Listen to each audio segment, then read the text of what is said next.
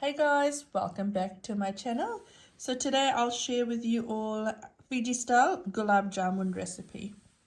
There we go. Beautiful. So in terms of ingredients, I've got 2 cups of self-raising flour here. And I'm using the Fiji piala, but you can use any cup measurement. But what I would suggest is whatever cup you're using, use the same cup for all your measurements. So this is 2 cups of self-raising flour. Keep some aside as well, just in case your dough becomes too sticky. Then you might want to add a bit more, but that's what I've got at the moment. If you don't have self-raising flour, use 2 cups of normal flour with 2 tablespoons of baking powder in there, and that will be fine. For my syrup, I've got 2 cups of sugar and 2 cups of water here. Now, the rule of thumb is whatever amount of sugar you're using, the same amount of water for your syrup. Now, I'm using condensed milk, and I'm using 395 grams of condensed milk. Now, a lot of condensed milks are different grams, so that's why at the moment I've got 2 cups here of self-raising flour, but I might use some more if I want to. I know there's some condensed milk that's around 400 grams, some that's around 500 grams as well. So have a look at how many grams it is, and you want to use your flour according to that. Now, towards my condensed milk, in my condensed milk, I'll add in some powdered milk. So I've got 2 tablespoons of powdered milk here. I've got cardamom according to taste here. I'll use probably about 1.5 teaspoons out of this, and I've got 2 tablespoons of ghee here. So let's go ahead and mix this all together. So in a mixing bowl, I'll go ahead and add in my condensed milk. With the help of my spoon, I'll try and scrape through as much as I can. Now, with condensed milk, some are quite thick. So the one that I'm using, it is quite thick. And some are liquidy as well. So your measurements will vary according to that as well. So just make sure you take out as much as you can. Save this for later for some tea. Awesome. Cool. So I'll add in my ghee now. You don't want to add in too much ghee, because if you add in quite a lot of ghee, then you'll start having cracks in your Gulab Jamun. So don't add too much ghee. Perfect. Give this all good mix. We'll go ahead and add in our powdered milk as well. Give this all a good mix as well. We'll add in our cardamom, our crushed elaichi. I'll just eyeball that. That's perfect. And you want to mix this all together really, really nicely until it starts to sort of loosen up, or there's bubbles in there.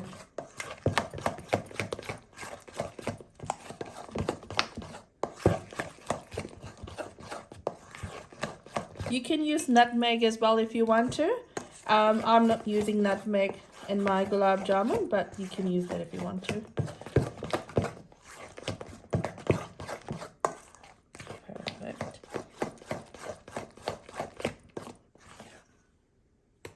That's beautiful. So I'll gradually add in my self-raising flour into this, give it a mix, and continue the process until a nice dough starts forming. So at the moment, I'm just going to use my spoon to make this dough, but once it gets a bit too much, that's when I'll go in with my hand as well. So slowly by slowly, you want to add your self-raising flour in there. So I'll go ahead and continue the process with what I've got here at the moment. So I can start to see a bit of dough forming here. So what I'll do is I'll go in with my hands. Just make sure you've thoroughly washed your hands as well. And we'll continue with the process by slowly adding our flour into this mixture. You'll get to a stage where it might feel like that the dough's already done, but it will still be a bit sticky. Continue with this. So my dough felt like it was almost done, but it was still a bit sticky. You don't want it to be too sticky. So I've gradually added a bit more self-raising flour, and I'll continue to knead my dough. Have some nice music playing because this does take a while, but it is a really nice relaxing thing to do as well.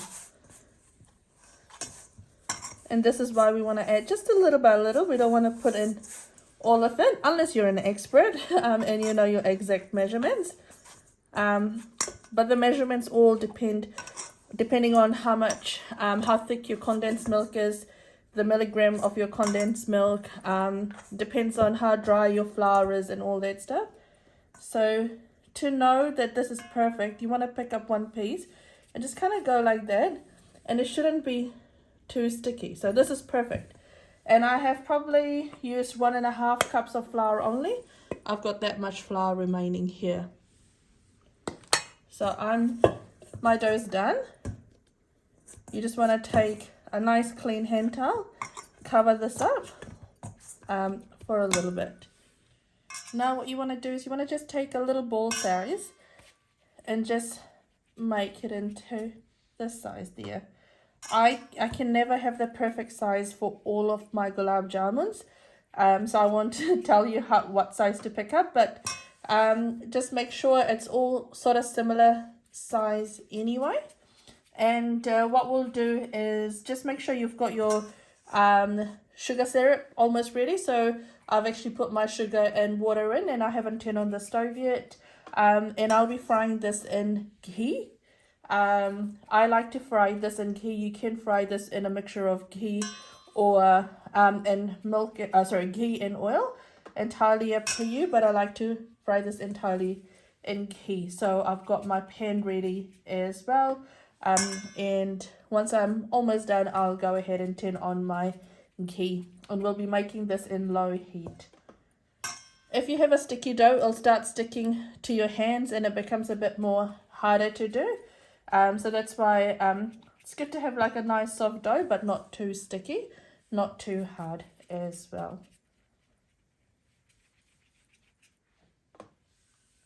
Perfect. So I'll continue doing this, and then I'll show you once I start frying them off.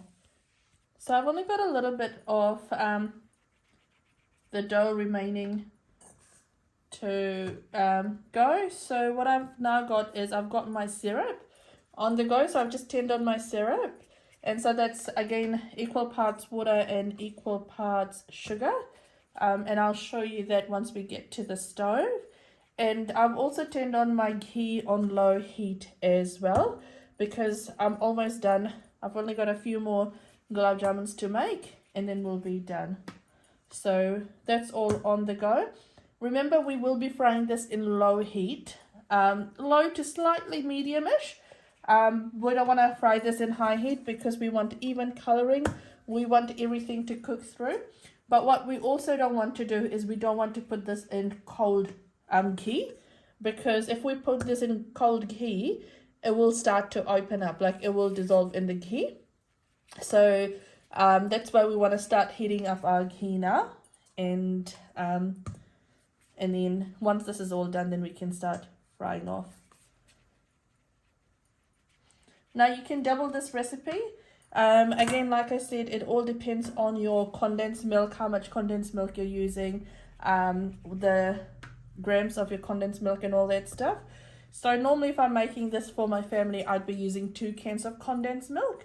But just to give it a easy measurement, I've gone ahead and used 1 can of condensed milk.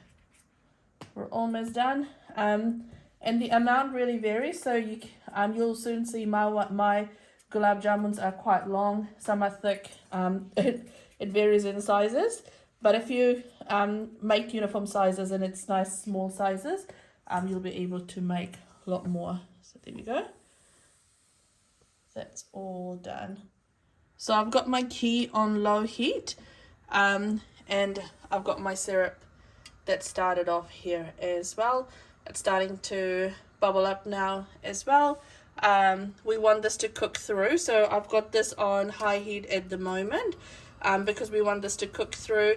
We don't want it to be one thread, but slightly less than one thread. If you're making this the first time, my suggestion will be to start off with your sugar syrup first. Let this all come to a boil.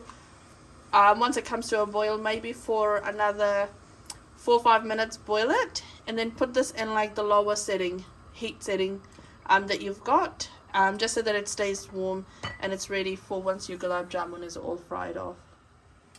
So I know my oil's ready, but what you can do is you can always start off by just adding one and just letting it sit there and see if it's all ready to go.